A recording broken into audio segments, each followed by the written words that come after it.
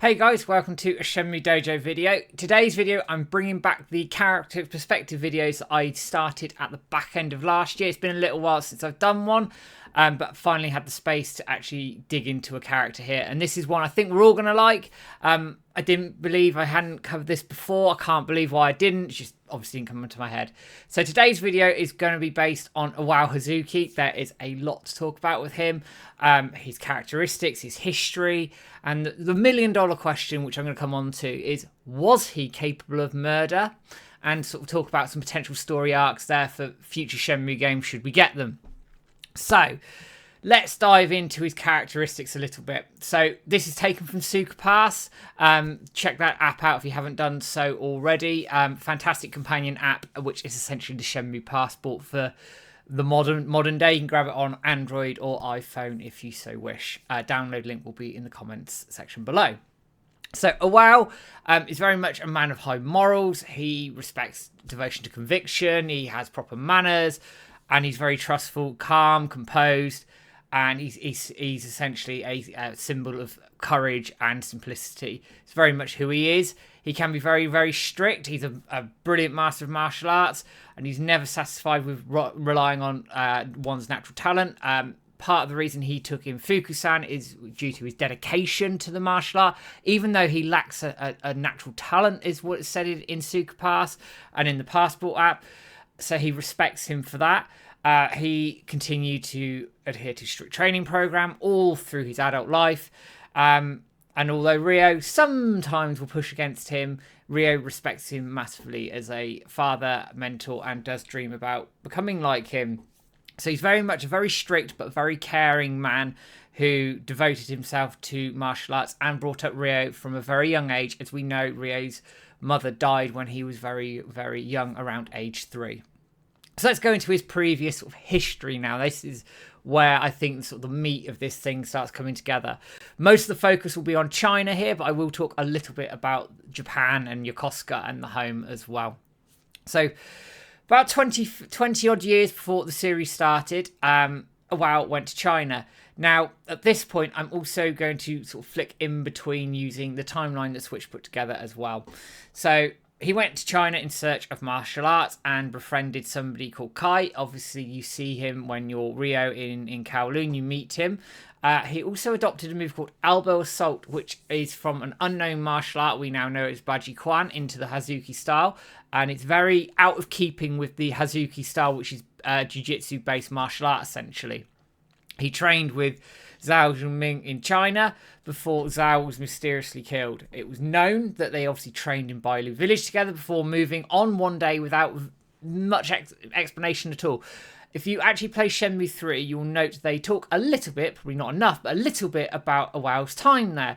And it's very much commented by the people that you talk to, the temple monk, Grandmaster Fang, and even Grandmaster Sun, that all of a sudden they just stopped coming. They disappeared one day, and it's not really known as to why.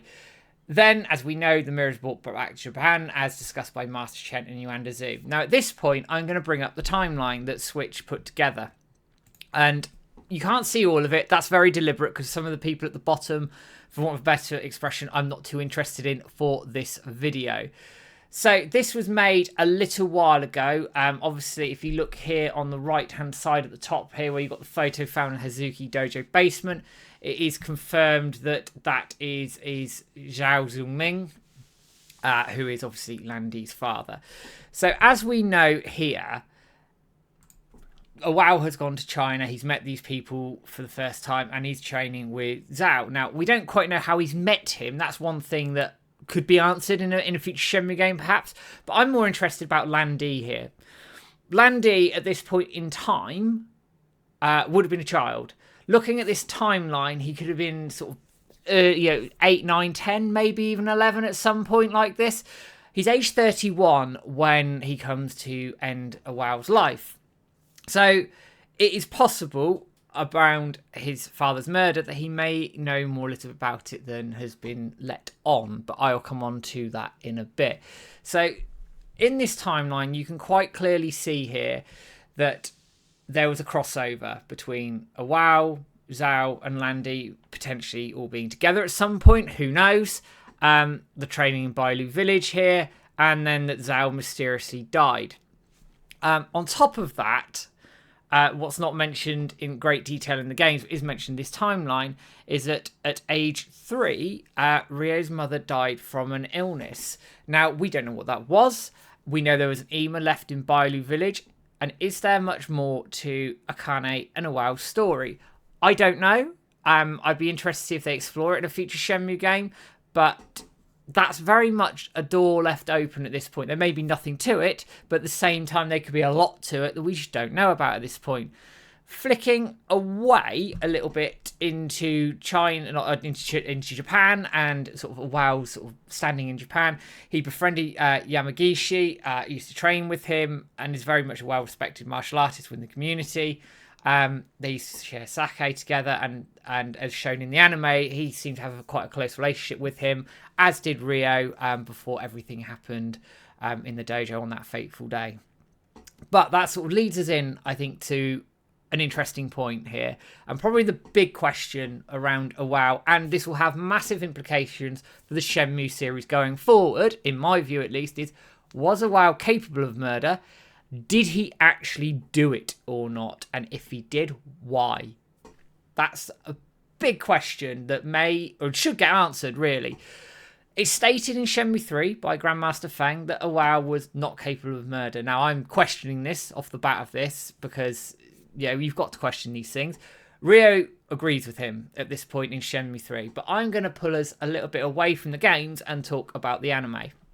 In the second episode, at the start of the anime, after Iwao's been killed, you have a dream sequence, or looks like to be a dream sequence anyway, where Landy states to Ryo, "What do you know about your father's past?"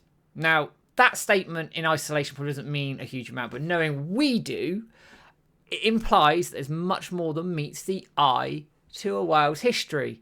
It's almost implying that, do you really know what went on there? Are you really confident in your father's past and his squeaky clean image? Yamagishi also makes a small reference to this as well, and it's sometimes a little bit missed, that sometimes parents keep their history away from their family to protect them.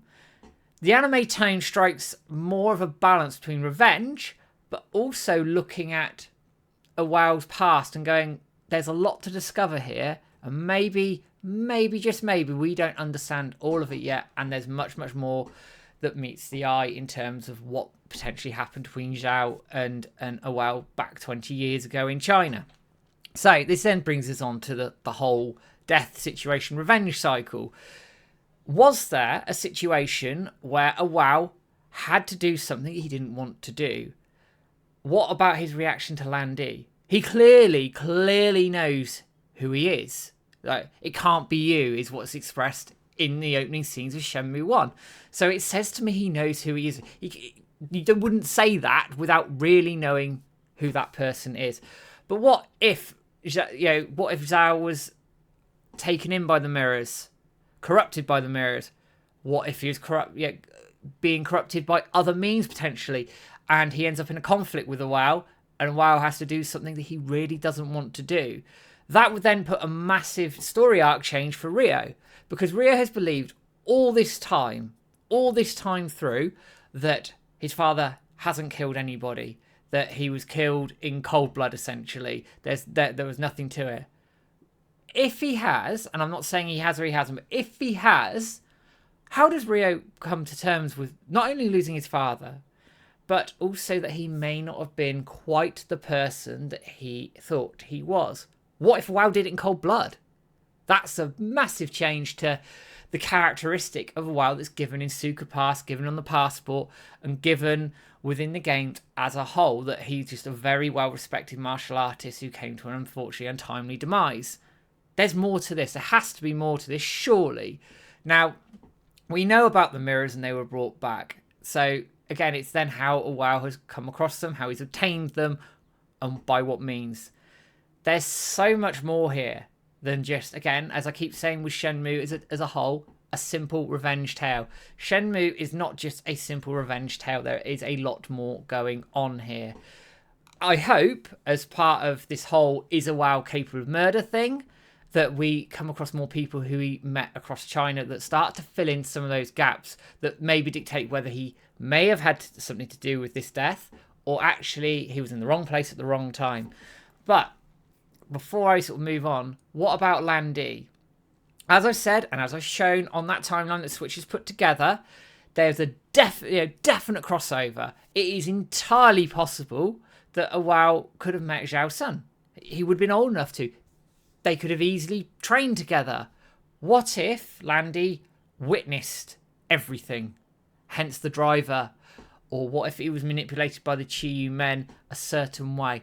Questions I think will get answered in future Shenmue games, and hopefully will get answered in future Shenmue games as we go forward. But I'm going to leave you guys, before I do the bits and pieces at the end of this video, do you think Iwao was capable of murder, and do you think he did it or not? That's the question I want you to answer in the comments, and obviously let me know below. Guys, thank you for dropping in with this video. I haven't done one of these for a while. I like doing these character videos. I am going to pick up more of these as we go on. I'm going to give a shout out to our members. So very quickly, for those who don't know what the membership scheme is, £2 a month, you get all the videos ahead of time outside of the podcasts, as we like to do those under premieres. All the money goes through to helping James and I run the website, run competitions, etc. as things go. No content is locked behind a paywall whatsoever. It's completely optional should you so wish to sign up. But we have 25 of you, and thank you so much everybody for doing so. So I'm going to run through what is now quite a big list. So starting at the bottom, William Lovering, Clunky Mage, Sean Hastings, Nick Hughes, Master Mo, Manny Figueroa, Mike Franz, Bruce Wayne 911, Phantom Riverstone, Wandering Through Shenmue, Sean Don, Peter Hoffland, Survival Spears, Bruce Wayne 937, I think Bruce has signed up twice, Guppy Coy, Sean Potter, Richard King, Titch, Little Crypty Monster, Mark the Pulverizer, Stuart Peacock, Terry, That's Me Carl, Richard Cartledge and Renners. Thank you so much for being members and checking out all the dojo content. Guys, as always, thank you for dropping in on the content that we're putting out. I hope you're enjoying what we're doing. Give us a like, share, subscribe on the usual channels. You know exactly where you can find us. And I will be back with a video in the not too distant future. But for now, guys, take care and have a good one.